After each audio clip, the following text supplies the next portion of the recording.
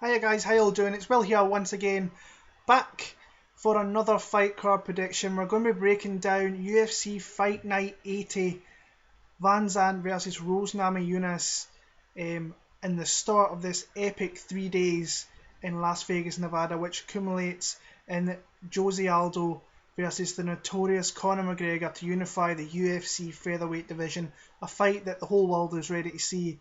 And we can see who the true champion really is. As I say, this week of fights is incredible. I'll be doing this one. I'll be getting out the TUF Finale fights out as well. I will be probably doing another one before that with the fights that are announced from the show. Then I've obviously got UFC 194. And then you'll have to come and check this out. When McGregor is facing off with Aldo, I'm going to be doing a live stream on YouTube, or I'm going to be making a video where you can see me watching the fight and see my reactions during that fight, so that should be fun. Also, I'm going to appear on Half the Battle with my good man Dan Levy and Rockstar Z the week of the fights, so you have to come and check that out. If you haven't subscribed to Best Fight Picks Half the Battle on YouTube, then please go and do it. I'll put the link down below, and you can go and subscribe to that. And please come and watch, and because he has some great guests week in week out on Half the Battle, and I'm really looking forward to get on that show and talking these fights during the week, and specifically UFC Fight Night 80. So go follow Dan. You can listen to all types of things, you can watch all types of things, so please just go and support Dan, because he's been a good guy, and he's a guy who's moving himself forward within the world of MMA and having some great interviews, so go check him out. Right, starting off with the UFC Fight Night 80, there's great fights on this card, a lot of young talent, a lot of up-and-coming young talent, which I'm really looking forward to seeing. It's just the start of a great week of fights in this one, and injuries haven't played the part, and hopefully between now and the 10 days till these fights, nothing really happens. So let's get into it. We're going to start in the women's strawweight division with Curran against Emily Kagan.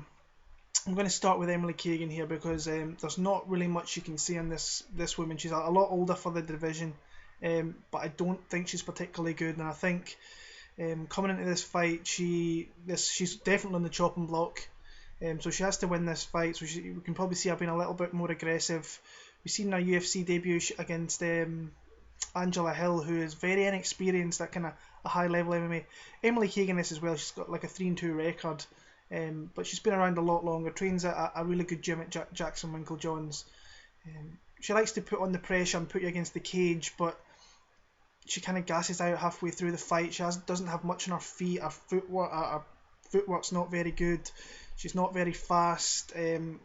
She's open to getting hit with the right jab all day long, and I think this could be the case in this fight. As I say, Curran is a fighter who is 0-2 in the UFC. In her debut, she faced off against Paige VanZant, which was always going to be a tough fight.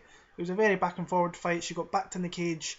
Paige's relentless aggression and takedowns really won her that fight, and she finished the fight, VanZant did, with a beautiful ground and pound in the third round there. A little bit surprised when it actually stopped, because I thought it was definitely going the distance. So yeah, and then her second fight, Curran absolutely shit the bed in this one, and she threw away a fight that she had no business throwing away. She was beating up Alex Chambers, and she was up 2 clear rounds, was just beating Alex Chambers up everywhere, and the only way she could lose this fight was going to the ground, because Alex Chambers does have submissions down there. Started off in the third round, was doing exactly the same, piecing her up on the feet, and then stupidly initiated a takedown, which got her caught in a submission, and she had to tap out. Horrible fight IQ, and that's something you really need to learn. I know she's a young fighter, but that was just terrible fight IQ. But in this fight, I can see Curran being too fast, too aggressive. I think she'll probably be the stronger fighter. If this fight goes to the ground, I don't see Kagan catching a submission. It is possible. I don't see it though. I like Curran. I think she can. She's definitely out of the two fighters. She can finish this fight more. I like Curran. I'm just going to go with decision. I think Kagan, she is tough, gritty. She has got a bit of heart about her. So Curran via decision. Next up in the featherweight division, this is a good fight. Zubaira Tukhugov against Phillipe Nover. Now, I'm going to start with Phillipe Nover. This is his second fight in the UFC, second stint in the UFC, I should say. We've seen him at way back in the Ultimate Fighter, and he came in there and he faced Rob Emerson. Went away, and he's came back, and we've seen him last time against Huey Chul Nam. He basically won that fight with his grappling. First 2 rounds he took Nam down, hit him with some shots on the ground, just controlled the fight, and won those 2 rounds very convincingly. And then he kind of gassed a little bit in the 3rd round. Nam came at him a little bit faster, took him down, but it was a clear 29-28 for Phillipe Nover. You can see his striking on his feet definitely improved from his first stint. He's always got the jiu-jitsu skills. I think he's a Ricardo Almeida black belt, I believe. I could be wrong on that one, but it was nice to see him back in the UFC. I think he deserved another shot, and he got the win, which was nice to see. But he's against a very good opponent here in Zubaira Tukhugov, Thaigo Muay Thai product. This is going to be his 3rd fight in the UFC. We've seen his first fight against Douglas de Andrade down in Brazil. This guy's a Russian Sambo hand-to-hand combat champion, and we've seen the grappling down there. He was very fluid with his movements down there, and he unloaded some huge ground and pound, and looked very good in doing so, and a nice decision win. Second fight in Stockholm about a year or so ago, he pieced up Ernest Chavez. Now Chavez, not a great fighter, but he's a tough, gritty guy, and Tukhugov's, you could see the striking come more to the fore on this one. If you watch Tukhugov's fights before he went to UFC, he beat Vato Bakshikin via a spinning back kick. So the guy's got some fluid striking that you have to really keep an eye on. He's got a beautiful, he's got a spinning back fist that goes into a left hook. So he throws with the right hand and finishes off with a left hook, which you've really got to be careful with. He's very quick with it. Throws a really nice uppercut, and he's got that grappling background pedigree behind him to really take the fight down there if he's getting pieced up in the feet. I really like this fight for Tukhugov. I think he can finish it. I'm going to go a 2nd round TKO for Zubaira Tukhugov. Welterweight division with Michael Graves facing off against Danny Hot Chocolate Roberts. I'm going to start with Danny Roberts because I don't think too many other people, especially most of my viewers come from America, are watching this. Danny Roberts is a fighter coming out of Liverpool, England. Fights out a Next Generation, but he's actually moved to the Black Zillions over there, and he's been there for a little bit. I've seen him in Las Vegas in the summer, spoke to him a little bit. I have been at his fights before and seen Danny Roberts. Basically, he comes from a boxing background, a very good boxer, and he's transitioned into UFC very well. He's deadly on the feet.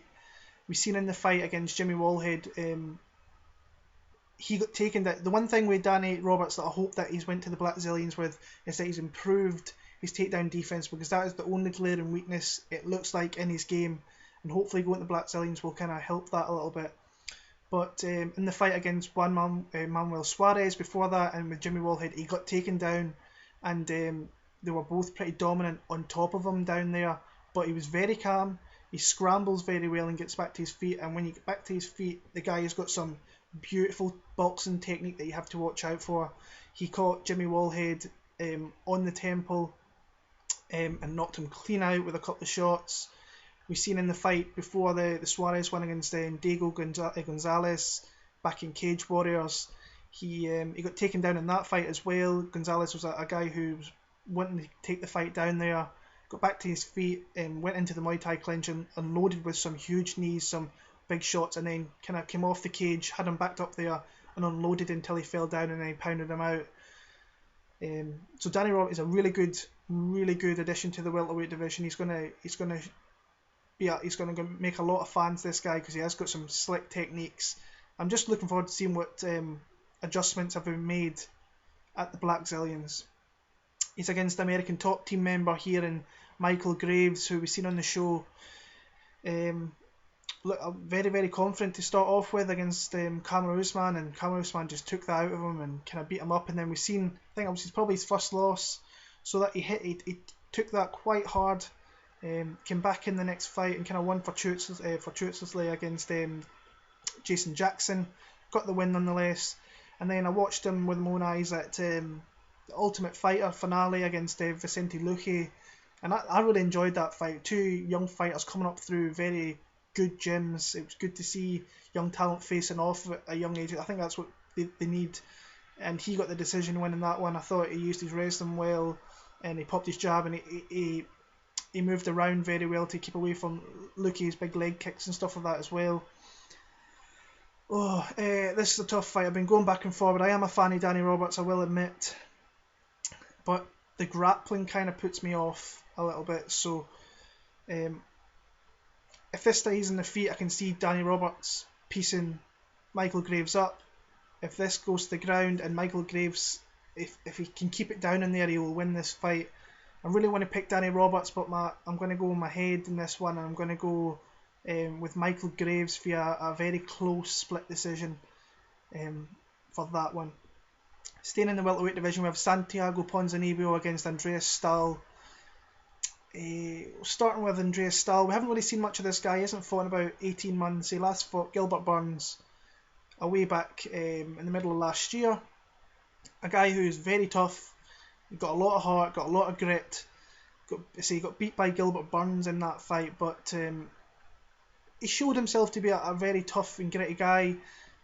He'll hit you with a left jab, he'll come at you and he'll try and take you down, put you against the cage. But against Gilbert Burns, he couldn't really do it with the threat of a takedown and going into the ground game of Gilbert Burns. Fights at the All-Stars camp in Sweden, so they produce good guys out of there all the time. So you can see he's got a little bit of pedigree behind him. He's not going to be a rollover on this one. Santiago Ponzinibbio, I think has come along very, very well in that division. I know he's coming off a loss here. He was in a firefight with Lawrence Larkin, and Lawrence Larkin's accuracy and hand speed just came to the fruition in that fight, and power, I should say. And he knocked out Ponzinibbio in the second round. But I have been very impressed with Ponzinibbio. He beat a young upcoming fighter, and Sean Strickland, who I think could be a very good fighter in a few years' time. He had the debut obviously against Ryan LaFleur, which he was horrible in. But LaFleur doesn't make you look very good in those fights. The way I see this fight going, as you can see, I think it's going to be more of a stand-up battle with Stahl trying to initiate the takedown, but Ponzinibbio stopping him. And if you're on the feet with Ponzinibbio, he has big power in that division, so you have to be careful. But I think he can stop the fight, but I don't think he will, so I'm going to go Santiago Ponzinibbio via a unanimous decision. Great fight on the middle of the prelim card. I don't know why this is put in here. It's an absolute piss take, if you ask me. Aljamain Sterling against Johnny Eduardo. Everybody has been not wanting to fight Aljamain Sterling. This is a guy who has looked very impressive since he's come into UFC, but I don't think we've even seen half of his potential of what we could see in the UFC. He very, very funky on his feet. The Funk Master throws a lot of funky techniques. He's got some a decent jab, followed by a nice shot, left jab with a right hook to the body. He throws some nice leg kicks. And once the fight hits the ground, he's very, very tough down there. We've seen in his last fight against a veteran, Takeya Misagaki. Misagaki really doesn't get finished by anybody. He got finished by Dominic Cruz. He got blitzed in that one. But he hit an arm triangle choke from the bottom, which was sick. I was losing my shit watching that fight. Clearly won the 2 rounds beforehand, went into the third round and finished the fight, which I thought was very impressive. He's against Johnny Eduardo here, who's a guy that we really don't see an awful lot. The last time this guy fought was my 29th birthday. Now I'm 30 and a half. So a good year and a half he's been out. But that last performance against Eddie Wineland was phenomenal and sparked him inside 40 seconds. He fights out in Nova União. We just don't see this guy enough. I think if we've seen him a little bit more, we could have a better gauge on him. He really wanted this fight, I think, with Sterling. Sterling wanted the fight with Eduardo here and Eduardo was stepped up, which is good to see because Sterling needs fights. Yeah, I don't think he's fought enough since he's been in the UFC the last couple of years. But I can see Sterling finishing this fight. I'm a big, big fan of Aljamain Sterling. I knew about the guy before I met Ray Longo and Matt Serra, but they told me you have to keep your eye on this guy. This is the next champion coming out of Serra Longo. And he impresses me every time I see him against Cody Gibson, his UFC debut. I don't think he was overly great in that one. Rodrigo Dami knocked him out in the third round. And then we've seen against Misagaki, he can beat top guys. Misagaki's a top guy. He's a top 15 guy in that division. And I like Sterling. I think once this fight hits the mat, he's going to catch a rear naked choke and he's going to choke Eduardo out. I think towards the end of the second, maybe in the early third. But I like Aljamain Sterling and I like him via submission. Middleweight division, we have Antonio Carlos Jr. against Kevin Casey. Carlos Jr., big guy for this middleweight division, coming down. He won the Ultimate Fighter Brazil heavyweight edition. He beat Vitor Miranda in the final there. He came into the UFC, fought down in lightweight. I think he won a fight there. I can't remember off the top of my head who it was, but I know he lost to Patrick Cummins. Cummins is wrestling, won him that fight. Both guys here, it's quite interesting, are Jiu-Jitsu world champions, especially on Carlos Jr.'s side a few years back. We've seen that last time out. He took Eddie Gordon down. He put in the hooks, hit shots to the body, was always looking for submission, never gave up in those submission attempts, even towards the end of that third round. And at the end, he caught the rear naked choke for a beautiful submission win over Eddie Gordon.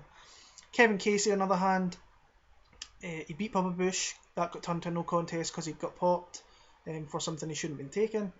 And then he came back against Ildemar Alcantara. Alcantara's not the greatest fighter, and he just kind of took him down and he beat him up down there and got a unanimous decision back in San Diego in the summer. I think Carlos is the thing is with Casey as well. You have to be careful in the feet because he throws heavy leather, but when he does that, he gasses out pretty bad, like he did in the TUF show. So hopefully his gas tank's a lot better. But I don't see it. I think Carlos Jr. is going to take him down here. I think the jiu-jitsu guy, both jiu-jitsu guys are kind of going to negate one another, and then Antonio Carlos Jr. will get a unanimous decision victory. Next fight, we have Omari Akhmedov in the welterweight division against Sergio Moraes. I see a lot of people picking Sergio Moraes here, and I don't think I'm going to be one of them. Sergio Moraes, last time out, I don't think he looked overly great. We haven't seen too much of him, in all honesty. And he fought Mikel Labout. Now, Mikel Labout is not a good fighter by any stretch of the imagination, but what Mikel Labout is he's very tough, extremely gritty. He's not going to go anywhere. I thought Stevie Ray was going to blast him out in that fight very, very easily, and didn't do so. And just with that, he hasn't really fought two and a half years. He's fought 2 times. He has got a really nice victory over Neil Magny, which is something nowadays, which is a big win, because Neil Magny has beaten quality opponents in Kelvin Gastelum, like we've seen in Monterrey. This guy's a jiu-jitsu world champion. He gets you down there, you're in trouble.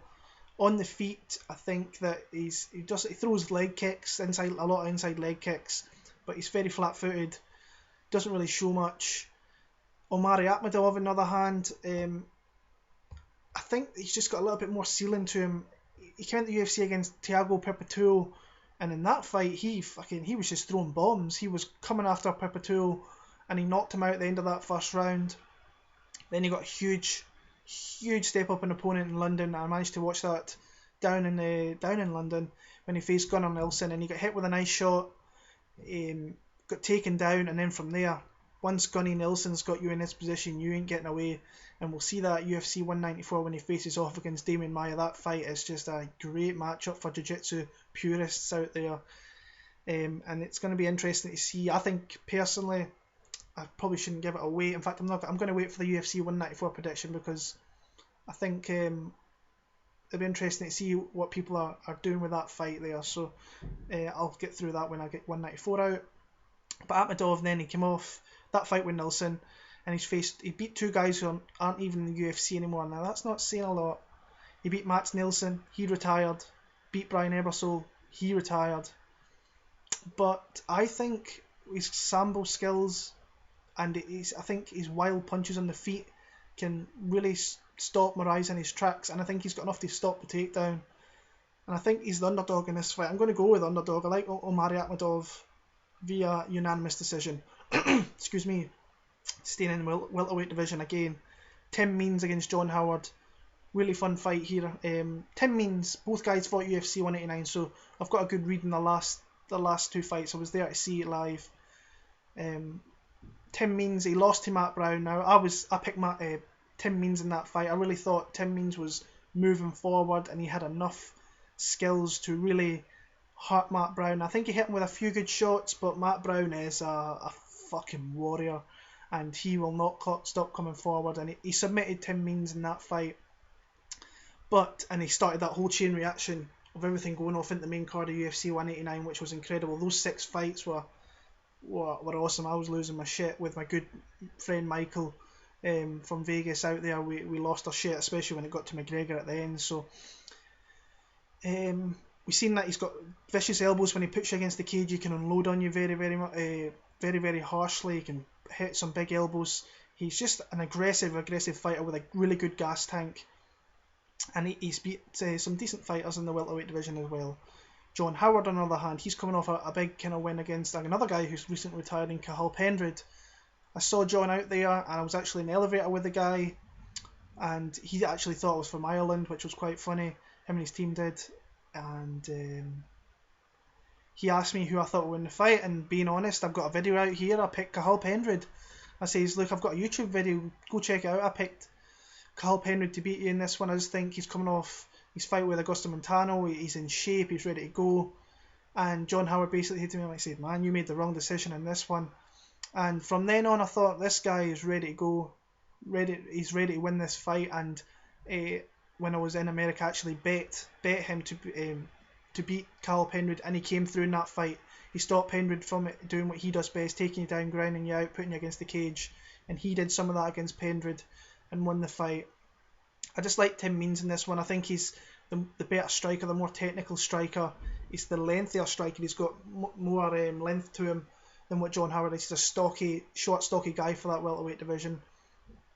But Howard, you don't really finish John Howard too much. So Tim Means via decision.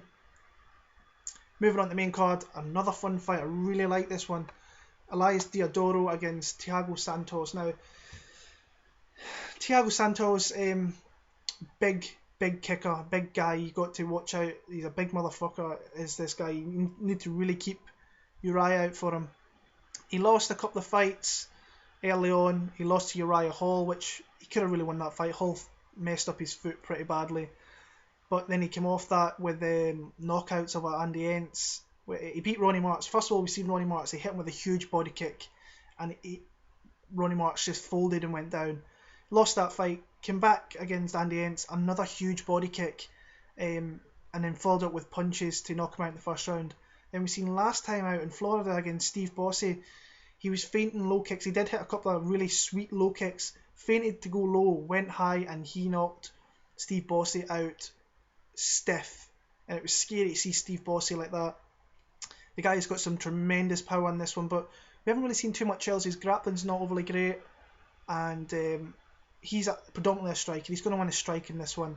Elias Theodorou coming through his fight. He won the Ultimate Fighter. Then he faced somebody, and then he went on to face Bruno Santos. Beat him very convincingly. Santos is a guy you just can't look good against. Got the decision there.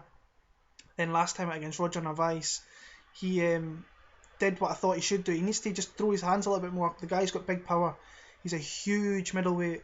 I think he was like 220 for that fight against Roger Narvaez, and he managed to get the TKO victory. That's how I see this fight going. I think he just needs to let his hands go a little bit. He needs to be careful of Santos' striking, get in and out, get takedowns while he can, and then just unload on the feet. I think I can see this being a finish. I really can. Santos is a tough guy to finish, but I like Theodorou in this one. I'm going to go an early third round TKO for Elias there.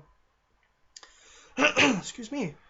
In the lightweight division, we're going with Sage Northcutt against Cody Pfister. Now, I'm a bit of a fanboy of Sage Northcutt. A lot of people don't like his kind of clean, preppy look, but I've been watching this guy before he went to the UFC. I watched him in Legacy, and I told people when he only had 900 followers, you have to follow this guy. He's going to be big. This is the next breed of fighter coming into the UFC, and you have to keep your eye on people like him. He's just his athleticism is unbelievable. And we've seen that fight, after the fight, he was doing front flips, back flips, fucking sideways flips, whatever. He was just doing everything. It was pretty incredible to see. But the next breed of fighter coming into the UFC, and I'm really looking forward to seeing him again here against a guy who's very tough. But this is a hand-picked matchup for Sage Northcutt. See, Northcutt come off that UFC debut against Frank Trevino. I think Trevino threw a kick, kind of went flat out on the ground, got back to his feet. Northcutt backed him up against the cage, 4 or 5 shots, very quick hand speed that has Northcutt. Went in for the takedown, and from there he just unloaded with some elbows and got the finish inside about 90 seconds. and it was a hell of a UFC debut. Really looking forward to this guy, seeing what skills he has in this one. We've seen in his previous fights he likes to take the fight to the mat and look for submissions. He loves the rear naked choke, but he has the karate background, so that's something to always keep an eye out as well. He's very good everywhere. I think he's going to show his skills in the next few years, and going to a place like TriStar is only really going to help him, because Firas Zahabi is one of the best in the business. So looking forward to seeing him here. Cody Pfister. See, this is a matchup picked for Sage Northcutt, and I don't like it for Cody Pfister. The one thing, the UFC 189 weigh-ins, which I really enjoyed, was there was a little bit of a delay. He was the first fight of the night, and the Irish fans, being Irish fans, were cheering this guy, and he enjoyed it. And from there, he went and he beat Dennis Cedeno. I picked Cedeno in that fight, but while I was in Vegas, I picked Cody Pfister. I bet Cody Pfister, and he came through once again. So you always got to look out for the weigh-ins of the day and see what guys look good and stuff like that. But came in against James Montashe, got taken out in that one, and then he used his wrestling, his grappling against Cedeno in that fight. Took him down. He lost the first round, but then dominated with his grappling 2 and 3 and won us 29-28. Sage Northcutt for me is going to win this fight. It's handpicked for him, and I can see him doing it in the first round. So I'm going to go a TKO. I'm going to go for a submission for Sage Northcutt in the first round. Next up in the lightweight division, the co-main event, we have Jim Miller against Michael Chiesa. I think Jim Miller personally is on the slide a little bit. He lost a couple of fights. He lost to Dariush, who's a guy who's coming up that division. He is a talented fighter. Then he won a pretty controversial kind of split decision against Castillo. I think I maybe edged it for Castillo. I have to watch the fight again. I watched a little bit the other day, but I only watched half of it to really kind of make a decision. But I think at the time I gave it to Castillo. Michael Chiesa beat Mitch Clark last time out, coming off a couple of that loss to Joe Lozon on there as well. I think Jim Miller is very opportunistic. I think his chin's eventually going to go. He was knocked out by Cerrone. He lost to Dariush. I don't think Chiesa's got the power to really hurt him on the feet, but he has got the length to really beat him up in the feet a little bit and then take it to the ground. And I can't see him submitting Jim Miller, but Jim Miller, say himself, is very opportunistic. He will jump on submissions. Chiesa's more the same. But I like Chiesa. I think it's the younger fighter, the longer fighter. He's got the better cardio. I'm just going to edge Michael Chiesa. Very close split decision for him there. And the main event of the night, we have Thug Rose Namajunas against Paige 12 Gauge VanZant. Was really looking forward to this fight for one reason, that Joanne Calderwood, I'm a huge Joanne Calderwood fan. She was going to be facing VanZant, and if I'm being honest, I thought VanZant, it was a better matchup than this one here. She had the grappling there, and she I think, as hard as this for me to say this, I think Calderwood would have probably ended up losing to VanZant. VanZant's on a nice little bit right now, and this is the fight. UFC are picking her fights, and this is the fight that Namajunas has stepped up into that is it's going to make it tough for Paige VanZant. We'll start with Paige VanZant. She came into the UFC against Curran, which I talked about before. Got the finish in the third round, looked good in that one. Had a step up opponent against Felice Herrig. Won the first round, and then I think she mentally broke Herrig in the second round, took her down, stopped a couple of submission attempts that Herrig had, and just kind of pounded her, and she kind of wilted a little bit, won that one. And then she had an easy fight, I shouldn't really say easy fight, but she had a good fight against Alex Chambers, where she got the finish via armbar in that one. But Alex Chambers I don't rate very highly in that strawweight division. And in this one with Rose Namajunas, she looked phenomenal on the show. She was the best fighter on the TUF show. Faced Carla Esparza for the title, and her grappling just kind of let her down a little bit. She is very dangerous with submissions, but her wrestling and her takedowns were pretty bad, and she got put on her back, and Esparza just kind of beat her up a little bit and then got the submission in that one. I think if she just kind of slowed down a little bit, Rose Namajunas, I think that she's just kind of go, and she needs to really stop that, because VanZant is going to use that to put her against the cage if she comes forward and put her down and beat her up down there. You have to watch out with Namajunas. She'll throw, if you back her up against the cage, she will throw flying arm bars, and she will look for stuff. She's very, very creative in a lot of situations. She is the better striker in this matchup. I think she's the longer fighter, taller fighter as well. I could be wrong. A little bit surprised when I seen the lines come out for this one. Rose Namajunas is the underdog in this one. If you're going to bet this fight, I would get on it right now because it might change the week of the fight. I am going to pick Rose Namajunas, but I think VanZant, she's going to show that she's going to be a good fighter in a few years' time, I think. But I think this is a little bit too early. Rose Namajunas has had this big fight, the bigger fight experience, being in that main event for the title. I think she's going to use that to her advantage, and she's coming off a win, I should mention, against Angela Hill. A brutal submission, got the rear naked choke. If she catches any part of your body, you're in trouble. But I think VanZant's quite savvy on the ground as well. I think she's got enough. She did get, saying that, in the Herrig fight, she did leave some limbs out there, and she nearly got caught with it. If she does that against Rose Namajunas, Namajunas is going to catch something and going to put her to sleep.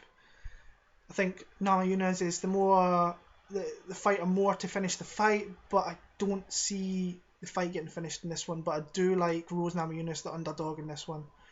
So that is my picks for UFC Fight Night 80.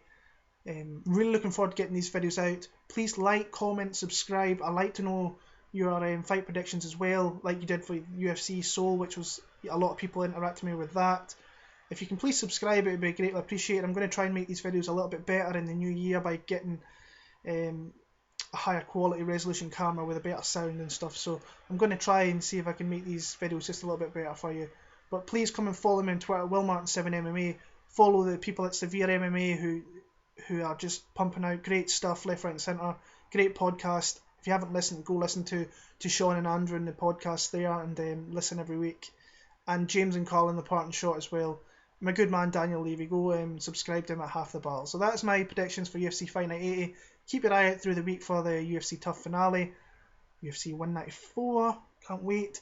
And then I'll be making a live video during Aldo, maybe Weidman, Rockhold, and Aldo and McGregor. So I'll see you then, take care, and enjoy the fights when they come around.